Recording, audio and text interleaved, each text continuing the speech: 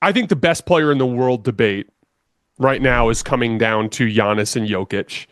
I think the MVP debate is more of like a three-horse race at this point between Shea, Giannis, and Jokic. Let's start with the MVP and go from there.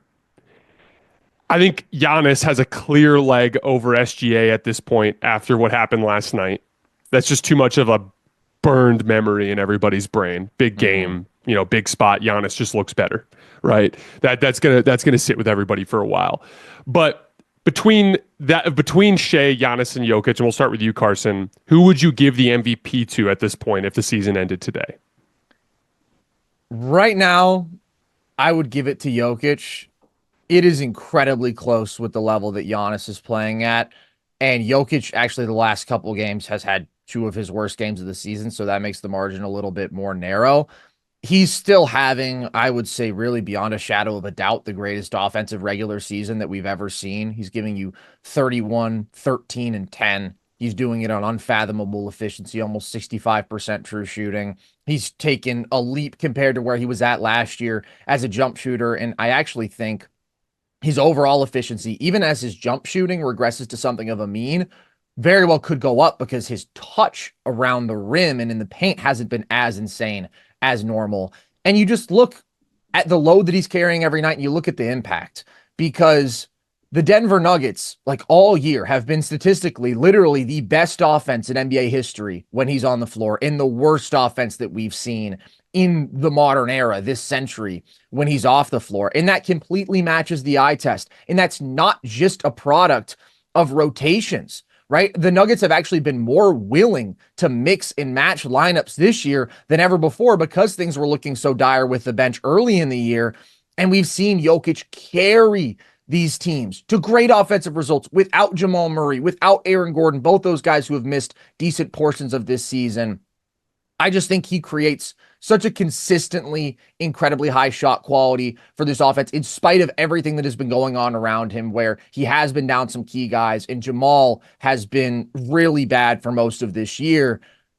What's tough is the Nuggets haven't been a good team defense, and I think that Jokic has responsibility in that. And you can talk about his physical limitations. I think also, though, he's playing so many minutes, he has such a crazy offensive burden. I don't think that his effort has been there night to night defensively. I don't think the Nuggets team effort has been there night to night defensively, whereas Giannis is leading this team that has really turned things around defensively, and he has been so good there as of late, while he's the best he's ever been offensively, while he's 45+% from the mid-range. He's got better touch inside the paint. He's not taking threes, which have always brought his efficiency down. He's getting to the rim for a higher percentage of his shots than we've seen in years and years. He's a better playmaker. His scoring volume is higher. Giannis, to me, is the best he's ever been. I'm going to slightly lean Jokic because I just think that literal GOAT offense, which is what he's doing, he's having, again, the best offensive season we've seen, and he's the best offensive player we've seen. To me, that is still even more valuable than Giannis's incredible two-way impact. And I think you see that with how the Nuggets look every second that Jokic isn't on the floor, and just how the Nuggets around Jokic have looked without him. But I would be 0% mad if anybody had Giannis as their MVP. I think he has been incredible. I think these are two dudes at all-time great peaks, both of whom got better this year, which is incredible because they were already the two best players in the world, and they both clearly have improved. Well, Carson, you know the Nuggets intentionally play bad basketball players so they can juice that on-off Jokic number, right? That's right. I forgot about the PSYOP. I forgot about the government operation headed by Michael Malone to pad Jokic's on-off numbers. That's all it's about. It's about so we can get Jokic every MVP award. It's intentionally done. Mm-hmm. Have you guys heard the Jokic does too much and it's disrupting everybody else's rhythm? That's another one I've been hearing. That's a phenomenal take. The crazy thing is he's number one in touches, and I think he's like 30 something in total time of possession, right? Like people. That's what I said. He's never holding on to the ball. Never holds on to the ball. They need him to create every advantage, but like he's still selfless and he makes such quick decisions with the basketball. Like, just watch the Nuggets, man. Anybody who says these things about Jokic, I'm begging you, actually watch what the dudes around him have been doing offensively. all he does is perpetually set up his offensive players with advantages, and because they can't make shots, it's Jokic's fault. It makes no damn sense. Anyway, it's funny when people can make that logical leap and not the one about Russ and his MVP season. But I digress. I will say, well, they're doing the same thing. Exactly. You didn't give Russ this credit. They're just ball hogging for real, man. I will give Russell Westbrook credit. I think Russ has played really, really well off the bench for the Nuggets this year, and he has been a pleasant surprise for Denver. And this could be even one of the better Nuggets benches of this, era. Like they've had nobody, and now Peyton Watson's giving you good looks and stuff like that. I agree with a lot of what you said, Carson. I do prefer the offensive advantage, but I wouldn't push back a whole lot if you wanted to have Giannis, because I agree with you. It's powered by the defense, and while Giannis can't give you this defensive, just consistent persistence every single night. Like last night, when Giannis needs to, and this turnaround has been powered by the defense, Giannis can lock in and give you that in an impact that Jokic can't. But both with this thought exercise versus a guy like SGA, and I think all of these teams plummet without those guys. I don't think the Bucks are remotely competitive without Giannis. I don't think the Nuggets are anywhere close to competition without Jokic, and that's why they're head and shoulders. But the Nuggets are so comically bad without Jokic, and that is where I come down on it. Like, they are clueless. They are lost. Even in minutes, like you said, Carson, we will get lineups without Jamal or without MPJ, and Jokic can produce with anybody out there. You'll get bench minutes with Jamal Murray, and the offense grinds to a standstill where they don't score for 3 minutes. Like, it's comical, and I just think he is by so far the best offensive player on the planet, and that's why the Nuggets are still a real deal title contender to me. So it's close between these two guys, and I understand the defensive gap. It's not outweighed by what Jokic does offensively, but I want to hear your take too. If there's a huge record discrepancy, does that make a meaningful difference to you guys? Like if it's by maybe 5+ games at the end of this year, does that make a big enough difference, or would that need to be larger? I don't think it makes a lot of sense. Like, because this is the same thing that happened in 2020, where it's like LeBron is clearly just a better basketball player than Giannis, and Giannis and the Bucks are clearly just beating up on inferior competition and juicing up their advanced metrics and stuff. And it's like everyone who watches the two of them knows LeBron is better. LeBron's clearly better. He clearly demonstrates he's better when they get to the postseason, but Giannis gets the MVP because he's in the Eastern Conference and they finished 2 games better in the standings or whatever it was. Like the gap between the East and West is so giant at this point that like record between the two conference is like, to me, you got to kind of look at it in a little bit more detail. Again, to your guys' point, I think this is important. Like this is every time I see this in my YouTube comments all the time, but it turns into this it's like fuck you, how dare you say that Giannis is not the best player in the league or whatever it is. You clearly don't know what you're watching. And it's like, look, these are two players that are playing at the highest level they've ever played in their entire lives. Both of them are playing like very, very different basketball players that do very, very different things, which means it's like purely subjective. And to your point, like if someone came up to me and they're like, I think Giannis is better than Jokic, I'd be like, interesting. Like, let's talk about it. Like I don't disagree with you in that regard. And like, to me, again, it just comes down to the simple fact that like Nikola Jokic is notching a 123 offensive rating this year with not a single teammate who's consistently producing on the offensive end of the floor. Like consistently producing. It is a smorgasbord of guys on any given night making plays because of his ability to set people up with advantages. I think Milwaukee's roster is better than Denver's roster right now because of the decline of Jamal Murray and because of several key guys for Milwaukee playing better this year. Like the way, like that doesn't discount what Giannis is doing. But to me, again, if I'm building a team, Nikola Jokic's ability to just make me completely dominant on the offensive end, regardless of surrounding talent, buys me so much leeway elsewhere on the roster. Like, for instance, like I don't know that you could march out too many of the Christian Brown, Peyton Watson, Aaron Gordon types next to Giannis. It would be a disaster if you tried to do that next to Giannis. You'd literally try to go through 4 bodies every single time at the rim. Nikola Jokic buys you the leeway to surround him with defensive specialists that have very easy offensive roles as cutters and slashers and dudes who occasionally have to knock down a completely wide open shot because of what he does on the offensive end of the floor, which goes back to like kind of my basketball kind of like worldview in the sense that it is easier to construct a good team defense around an elite offensive player than it is to construct a good team a good team offense around an elite defensive player. Now, to your point, Giannis is playing the best offensive basketball of his career this year. Giannis has been unbelievable in offense. The ability to pretty consistently knock down mid-range shots, not just in like face-up situations, but he's kind of hitting some turnarounds this year too, which is crazy. And his passing and playmaking, which has been at such a high level this year, he is dramatically improved. I still think there is a chasm between Giannis and Jokic as offensive players. I still think there's a chasm between the two of them. Like Nikola Jokic makes it look so damn easy while he just methodically walks down your defense every single possession.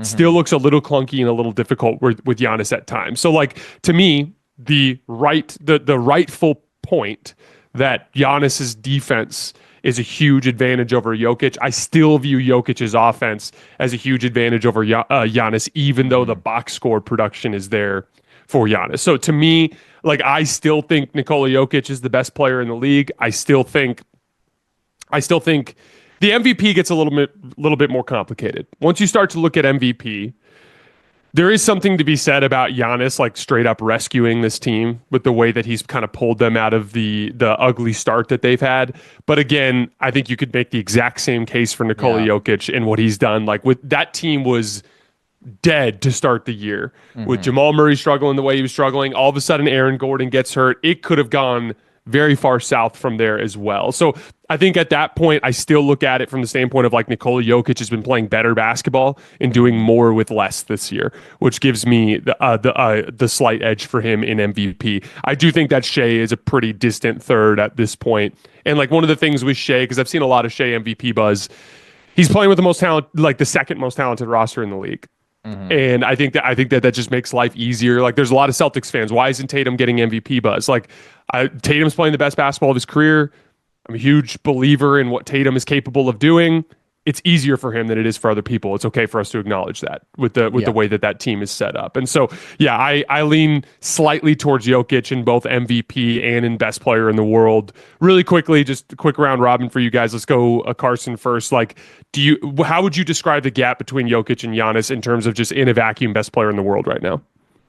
I don't necessarily think that the gap is that big because the offensive leap that we've taken from Giannis, but I think that you made a lot of great points, Jason. And if I could just bring up a couple more numbers when we're talking about the MVP conversation, like when you talk about that completely unmatched offensive value, the shot quality Jokic was able to create, no matter if it is a Peyton Watson and Christian Brown lineup, right, which we've seen starting in Russ, right? All of these dudes who are non-shooters and who have obvious offensive limitations, and Jamal, even his number two, has been brutally inefficient, can't create an advantage.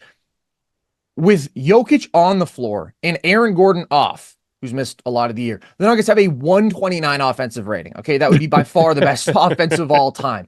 And that's like been an important piece of this offense. They don't miss a single beat from being the best offense ever. With Jokic on, Jamal Murray off, who's missed an extended stretch. They have a 122 offensive rating. So that would still be like the best offense in basketball today. And here's the incredible thing, because you talk about Giannis saving the Bucks season, and he absolutely has, but Jokic has just done that even more so. If you just look at best raw plus minus this season, here's the top 10. Number 1, Shea, Thunder. Numbers 2 and 3, Celtics players. 4, Cav. 5, Celtics. 6, 7, Cavs. 9, Cav. 10, Thunder. 8 is Nikola Jokic. Like, that's just such an incredibly monumental feat if you've watched the Nuggets this year and seen what's been around him. So when you talk about like the win total, Logan, is that going to be a difference maker? It's always really, really hard for me. And I just don't think we should hold what happens when a guy isn't on the floor against him. And when the Nuggets with Jokic on the floor are as good as any team in basketball statistically, that tells you that he's the most valuable player in basketball. Yeah, I don't have a ton to add. I mean, I think Jokic is the best scorer, playmaker, and arguably rebounder in basketball too. Like when you can do all that, And just it doesn't matter who's on the court. Jokic can serve you a bucket from anywhere inside the arc, from outside the arc. Is he still over 50% from deep too? I think he's just under, but I think on actual threes, he's over 50% because he takes heaves that bring his percentage down. So like on half court threes, I think he's over 50%. There's just no holes in his offensive game. And like you said, Jason, like you're putting defensive specialists around him and he's still trotting out the best offense in basketball. I mean, come on, man. He's getting the best out of Russ that has happened since Russ left Washington. Ever. And here's the thing. Like, Russ shares a ton of the blame for what went south for him when he went to the Lakers, but there's no doubt that playing alongside the clear-cut best player in the league is a little different than playing alongside 38-year-old LeBron James. Like, there's no doubt that played a role. And also, I think just the stylistic versatility that you do have from Jokic, right? Where their two-man game is actually really good. And I think that he can free up Russ as a driver out of pick and roll because teams are worried about Jokic's floater touch. Or, I mean, Russ hits him with the pocket passes because of how he empowers Russ as a cutter. Like we've always talked about, okay, we can see Russ cutting in this new offense. And like it was only ever marginal differences.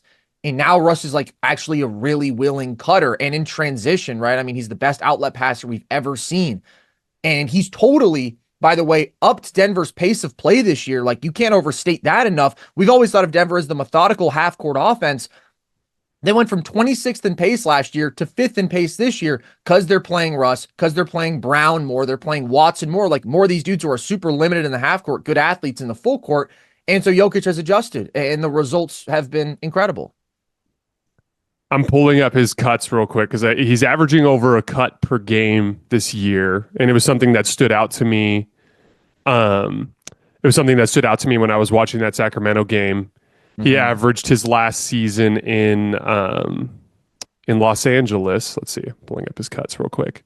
But yeah, like that's the thing. Like I think it's always a more complicated conversation than just okay. So his last season in Los Angeles, he averaged 0.6 cuts per game. So he's cutting about twice as frequently as he did when he was in Los Angeles. And it was just something that we were all constantly, just like literally constantly begging for him to do.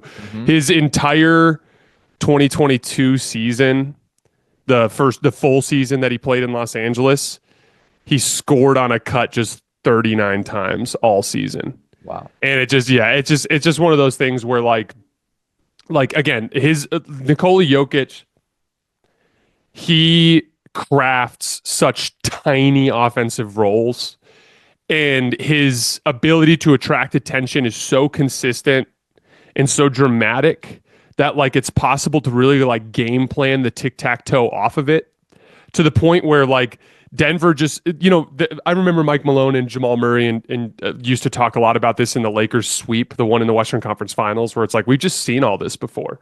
Oh, you put Rui onto Jokic? We've seen this before. And it's like, and it's the truth in the sense that like they just have like, they kind of have like a systemic way of attacking any specific type of coverage with any specific type of player. Like, think about how Christian Brown has immediately just kind of been better than Kentavious Caldwell-Pope, even though he's like a very, very different type of player because of their ability to craft like a very simple, like cutting, slashing, spot up type of role with him off of Jokic. And I again, I want to before we move on, I want to just put a very basic qualifier on this. Giannis is amazing. This is not a Giannis problem. Nikola Jokic is just playing at potentially the highest level I believe the highest level we have ever seen on the offensive end of the floor. Agreed. Like it's like when we're talking about Steph and KD in the LeBron James era.